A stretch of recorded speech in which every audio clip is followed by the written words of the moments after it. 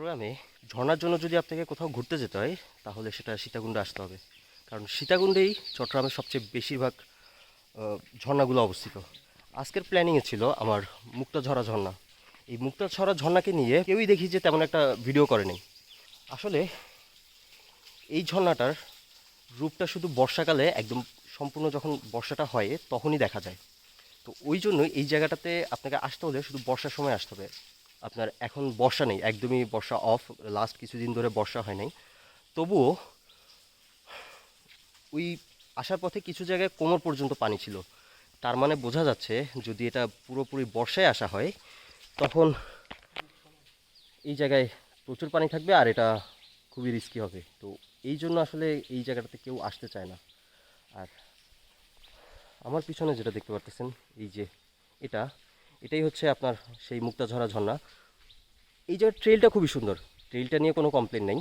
কারণ হচ্ছে আপনার ট্রেলটাতে অনেক কিছু পাবেন, কাদাওয়ালা রাস্তা পাবেন ঝিরিপথের মধ্যে, আবার কিছু জায়গাতে একদমই পাথর। তার মানে হচ্ছে আপনি ডিফারেন্ট সময় ডিফারেন্ট পরিবেশ দেখতেছেন।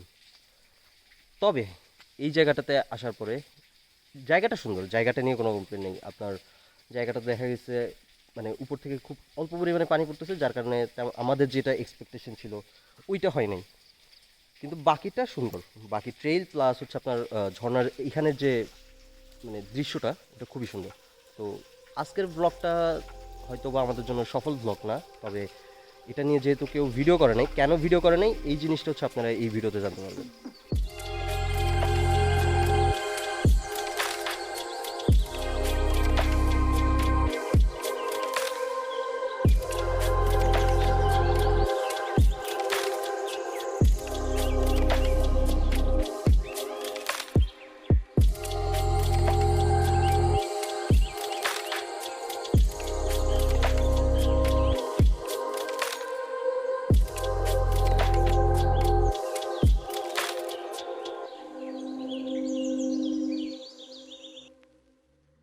এই জায়গাটা রিস্কি হওয়ার আরেকটা বিষয় হচ্ছে আপনার দেখেন চারিদিক থেকে যে পাহাড়ের ঢালটা আছে, এই ঢালটা হচ্ছে এই জায়গাটাতে এসে নামতেছে।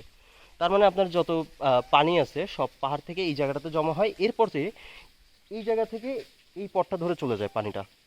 তো এই পথটা ধরে যখন পানিটা যায় আপনার সামনে যে রোডগুলো আছে ওই জায়গাটাতে প্রচুর পরিমাণ পানি থাকে। তার মানে বর্ষার সময় এই জায়গাটাতে ফ্লাড হওয়ার চান্সটা অনেক বেশি। তো ওই জন্য আমার মনে হয় অনেক ব্লগারই এই ঝর্ণাটাকে অ্যাভয়েড করে। তো দুইটা কারণ, একটা কারণ হচ্ছে এই জায়গায় সবসময় পানি থাকে না, তবে পানি থাকলে এই জায়গাটা খুবই সুন্দর, মানে এটা নিয়ে কোনো কথা হবে না, এই হচ্ছে বিষয়। আর আজকের ব্লগটা হচ্ছে উল্টো হবে, মানে হচ্ছে আমি প্রত্যেকবার হচ্ছে যে যেই জায়গাটাতে যাই ওই জায়গাটার কাছাকাছি গিয়ে আমি ব্লগটা শুরু করি। আজকে হচ্ছে যে আমি যেই জায়গায় যাব ওই জায়গায় পৌঁছে ব্লগটা শুরু হচ্ছে, মানে হচ্ছে আমি আসলে এই মুক্তাঝরার একদম সামনে এসে হচ্ছে ব্লগটা শুরু করছি। আর যেতে যেতে আপনাদেরকে পথগুলো দেখাবো, মানে কিছুক্ষণ পরপর আপনাদেরকে দেখানোর চেষ্টা করব, এই হচ্ছে বিষয়। তো ভিউয়ার্স সাথে থাকুন আর দেখতে থাকুন।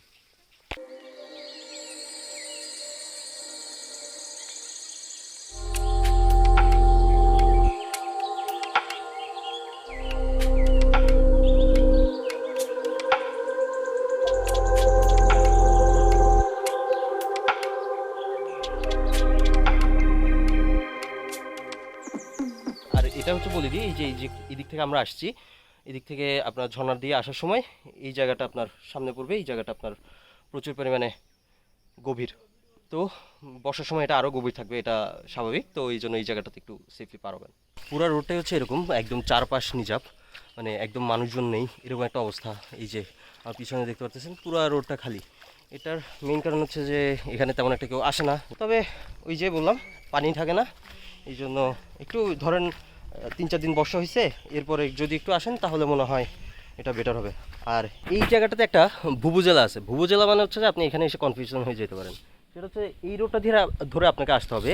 তো ধরে আসার পরে এই যে আমার ক্যামেরাটা ঘুরলো, এদিকে একটা রোড চলে গেছে, আর আমার পিছনে দেখতে পাচ্ছেন এইদিকে একটা রোড চলে গেছে। তার মানে হচ্ছে এদিক থেকে আমরা আসলাম, এরপর আমার ক্যামেরাটা ঘুরলো, এবার এদিকে একটা গেল, এদিকে একটা গেল।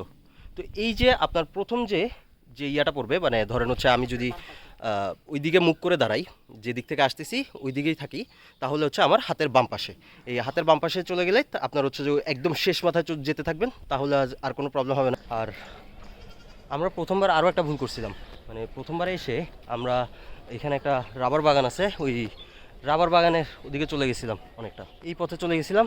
এই পথে না গিয়ে জিনিসটা যেতে হবে আপনার এই যে যেটা নতুন পথ হয়েছে ওইটাতে, মানে হচ্ছে আপনি যদি মেইন রোড থেকে আসেন, মেইন রোড থেকে আসার পথে হাতের বামে যে রোডটা চলে গেছে, প্রথম রোডটা হাতের বামে, ওইটা দিয়ে চলে যাবেন, তাহলে আপনি পৌঁছে যাবেন। এই হচ্ছে বিষয়। সীতাকুণ্ডের যতগুলো ট্রেইল আছে, যতগুলো আপনার জায়গা আছে, সবগুলোতে যাইতেই হচ্ছে আপনার এই ট্রেন লাইনটা পড়বে।